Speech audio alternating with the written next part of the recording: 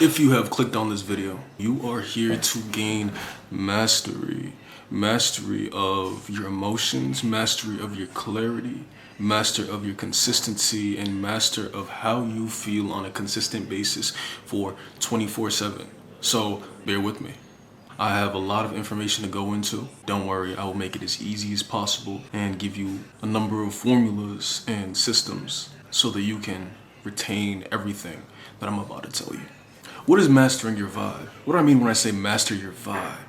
When people say your vibe is off, most of the time they're referring to your emotional state. So is the vibe we give off only directly related to our emotional state? Some might say that. But what affects our emotional state most significantly? Things that happen and the thoughts we think about those things that happen. That's it. It's only those two things. Let's say you were hit by a bus. This is a big example. You were hit by a bus walking down the street, and now you are feeling a lot of pain as a result. So that's going to affect your vibe tremendously. You're going to be feeling sadness, fear, anxiety, anger, especially. And most of all, you're going to be in a lot of pain. So that event led to that outcome, cause and effect. Another example is your girlfriend or your boyfriend breaking up with you. In that state of mind, now you're feeling shame, regret, thoughts of questioning your own self-worth, right? So your vibe is changed in relation to your emotions and the thoughts you think.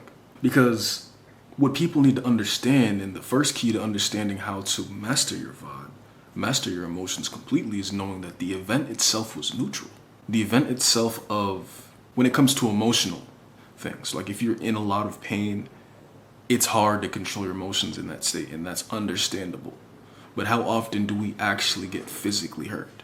All right, most of the time it's emotional damage that we take from events that are happening, right? Let's say you receive an eviction notice. Now your emotions are going crazy. The thoughts you're thinking, the things you're predicting, they're not favorable, and as a result, you're not feeling good, and you're putting yourself in a state of anxiety and stress. What we need to do as people is identify the issue, the problem, as always, right? Identify the problem and realize that the event is separate from the actual problem. The event itself is neutral. Whatever may be happening around you, the event itself is neutral. It's neither a good thing nor a bad thing. It just is. This is hard to understand, but once you understand this, right, you will be free and detached from your emotions in that state, right? Because it is our reaction to these events that put us in the positions that compromise our character, right? Somebody doing something that might make you angry, and as a result, you end up doing something to that person that has you in a situation that you didn't want to be in, solely because you couldn't control your anger and you were in a reactive state. Now that we've identified that, we need to understand we have a conscious and a subconscious mind. So our conscious mind is the field in which data directly transmits into. It's how we perceive reality, right?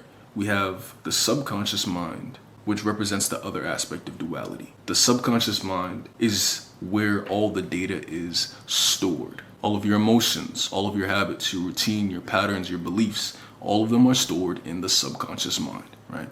And when you are in a certain situation, your subconscious mind throws out patterns and habits and perceptions of reality that may potentially hold you back and limit you.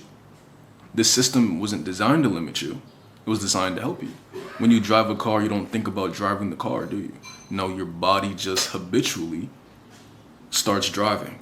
What we need to do is change our subconscious beliefs about the events that occur in reality and our own relation to these events, right? Because if you can identify in a split second that the event that's occurring is not a bad thing and change your perception about it and look at it as something favorable and calmly and rationally analyze the situation, now you've obtained a sense of mastery over your emotions in that sense. Now that you know how to master your emotions, the next step is going to be mastering your vibe as a whole. What is your vibe? What is your vibe? Vibe is short for vibration. We are made of a number of different atoms and a number of different particles, and they all vibrate at a different speed, depending on what emotional state we're in, what beliefs we have in the present moment. So, what makes up our vibration? When thoughts come into our conscious mind, we can either accept them or deny them. If we accept thoughts that aren't favorable for us into our subconscious mind, and our vibration is lowered as a result. Let's say I accept a thought into my subconscious mind, I am not going to make it because I was born this way, right? And now that belief is in my subconscious mind. My vibration is going to be lowered as a result. It means that my emotional state is going to be lowered. The easiest way to obtain mastery over this situation or whatever situation you may come across is going to be the 17-second hold. This is a strategy I picked up that is useful in, I'm going to put this up on the screen right now. This is a system in which you can use to gain mastery over your thoughts and the thoughts that are allowed into your subconscious mind, right? You're going to see a circle right here. This is Bob Proctor's model. He's no longer alive, he's passed, right? Rest in peace, Bob Proctor. But he gave us a model in which we could use that shows us how thoughts come into our conscious mind, controlling where your emotions are going and controlling your thoughts as they come into your mind, right? And also controlling your momentum, because momentum is key, right? We're constantly moving. Time is not stopped, right? You can meditate, but time is not actually stopped. It's still progressing. So what we need to control is our momentum as we proceed through time. How can we continuously have control and mastery over our emotions and the thoughts that we're thinking? And as a result, if we choose to accept them, or if we just habitually accept them, they will flow into our subconscious mind, and as a result, affect our vibration. The next step is mastering your momentum. Let's say you are freshly meditated. You just meditated. Now you have a sense of clarity. The formula for mastering your vibration is going to be your momentum times your rhythm, which is the fluctuation of your consciousness, the fluctuation of your emotional state, one, and also the fluctuation of your intensity, your speed, and the amount of energy you can give at one point in time. That's your rhythm.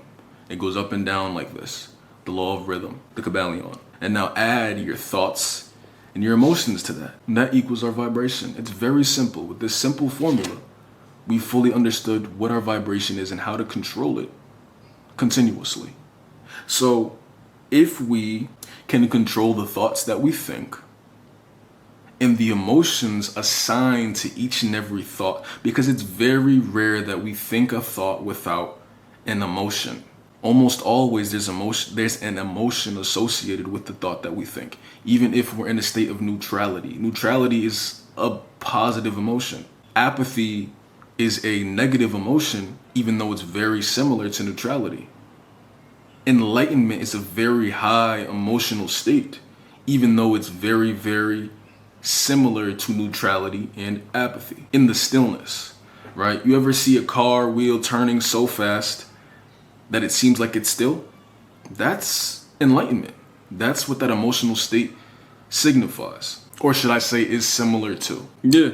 All right, so now I'm gonna get into the 17-second hold, right? So what you are going to do is you are going to think a thought, whatever thought you may think, whether it's, wow, I'm attractive, I'm amazing, I'm wealthy, I'm handsome, I'm beautiful, I'm consistent, I'm intelligent. Think that thought for 17 seconds. After that 17 seconds, and most likely before that 17 seconds, another similar thought will come into your mind.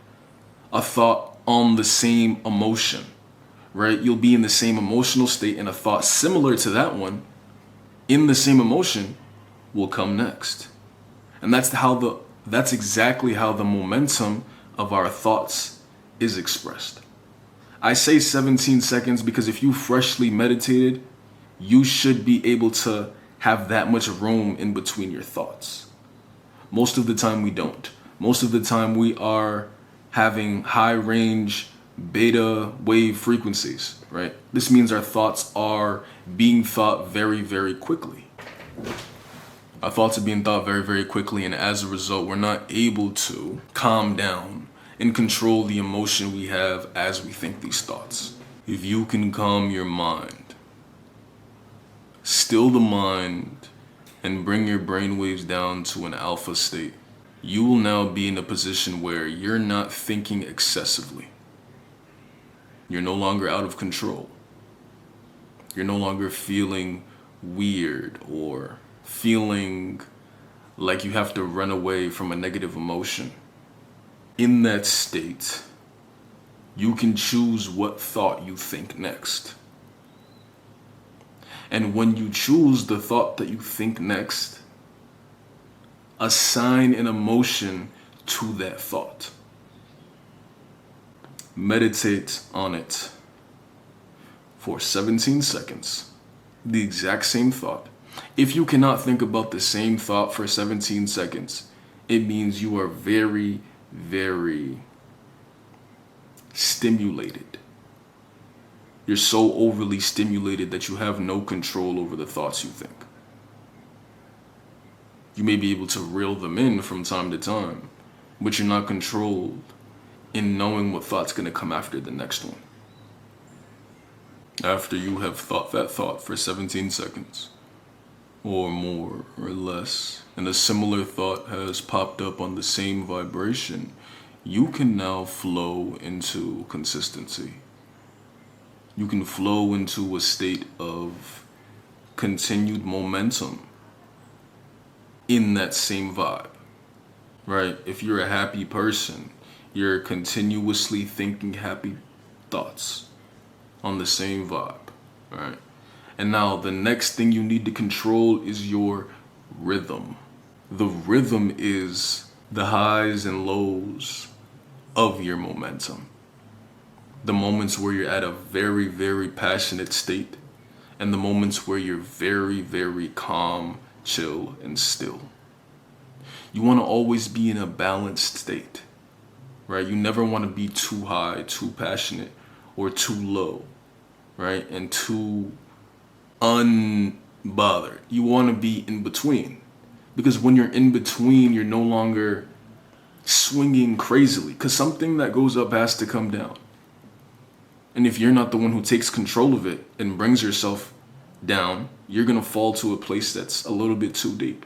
This is why people fall into toxic relationships, right? They love the highs and the lows.